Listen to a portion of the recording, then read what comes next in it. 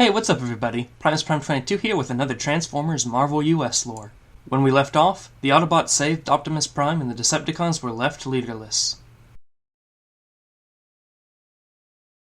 Millions of years ago, war raged on Cybertron. In the midst of the fires of war, the Autobots developed a ceremony to show who is on what side. The Autobot symbol is placed on an Autobot soldier in what is called the Right of the Autobrand. These Autobots would fight hard against their enemy, the Decepticon Empire. 4 million years ago, Optimus Prime readied his troops to leave Cybertron on the ship called the Ark, on a mission to destroy a belt of asteroids threatening to destroy the planet.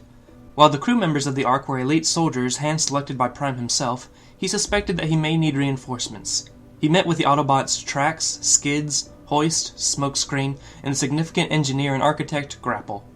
He copied their minds onto a crystal to be used in case of an emergency, and with that, the Ark launched.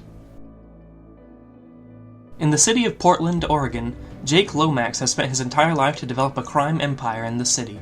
In Portland, there is a man named Joey Slick, who has difficulties getting a job and lives in a small apartment. Slick is friends with many people in his community, including a shopkeeper named Mr. Kim, who always gives him free food, and a kid named Clyde, who plays football in the streets with him from time to time. However, Slick is not happy with this life. He wants to get more money. This ends him up working for Jake Lomax as a money collector. However, one day, Slick takes the collection money for himself and uses it to bet on horse races. This causes Lomax to send goons to track him down. The goons chase Slick into a drainage pipe, where they begin to beat Slick. However, Slick finds a certain pistol in the water, and he prepares to fight back, but the trigger is jammed. The thugs laugh at this spectacle. A loser gun would find a loser too, they say. However, without Slick pulling the trigger, the gun then fires at the thugs. This is because this is no normal gun. This is Emperor Megatron of the Decepticon Empire. He was knocked off a cliff by Ratchet, and the impact of the fall damaged his cerebral circuitry, and he now has no mind of his own. Slick quickly runs into a barn. 30 minutes later, Slick discovers that his gun is Megatron, and that Megatron can't think for himself and can only do what he is told or asked.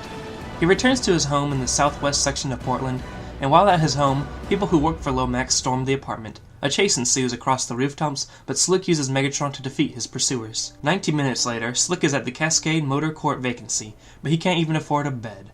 Angry, Slick goes to a convenience store and robs it of its money. The storekeeper calls the police, and Joey shoots out the police that pursue him. Slick has changed, and is now taking charge of his own criminal organization.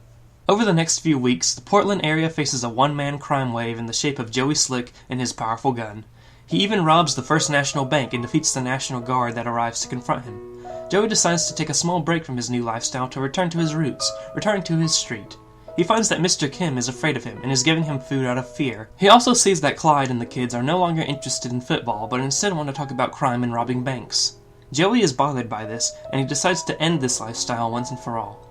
20 minutes later, Joey comes to the estate of Jake Lomax and destroys the estate, and finds Lomax. However, Joey throws Megatron aside to do it himself and he knocks out Lomax, and then throws the money he owes Lomax on him. Unfortunately, the impact of the ground fixes Megatron. Megatron transforms.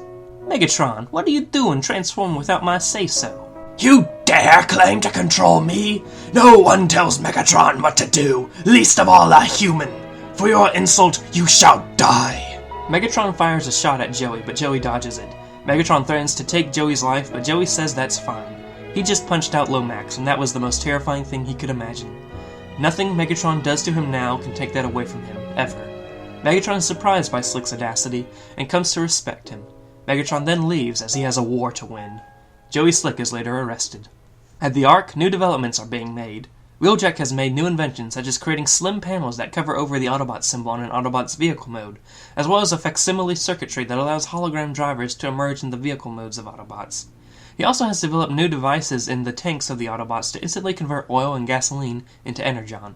Optimus Prime has used the creation matrix to give life to Jetfire, and today he is undergoing the ancient rite of the Autobrand. Jetfire is an official Autobot.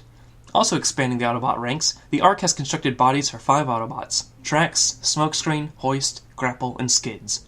Wheeljack takes the crystals carrying the copies of the minds of the originals and sends it into the bodies of these new Autobots.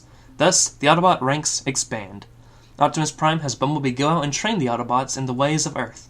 However, he keeps Grapple behind because he needs his engineering and architecture skills.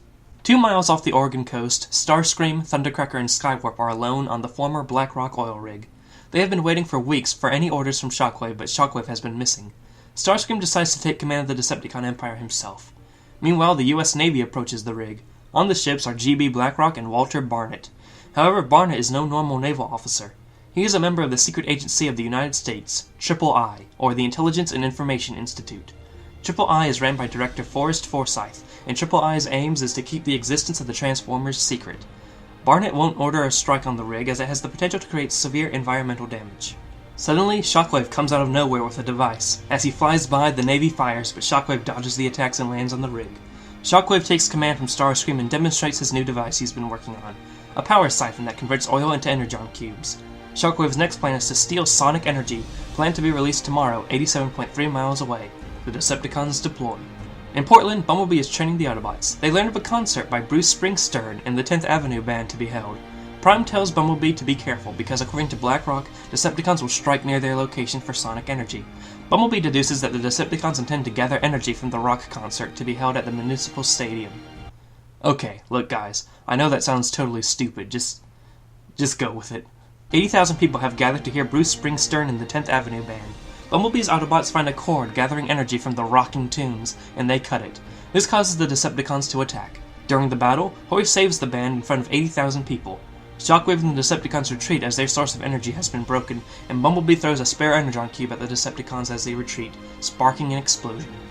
Okay guys, this is really the point where the Marvel US universe really begins to slow down to a crawl, and it'll take a while for the series to actually pick up its pace. For any of you who stick with me during this saga, thank you very much. Because the story gets boring for a while, I'll also be releasing videos for Transformers lore on other stories and topics.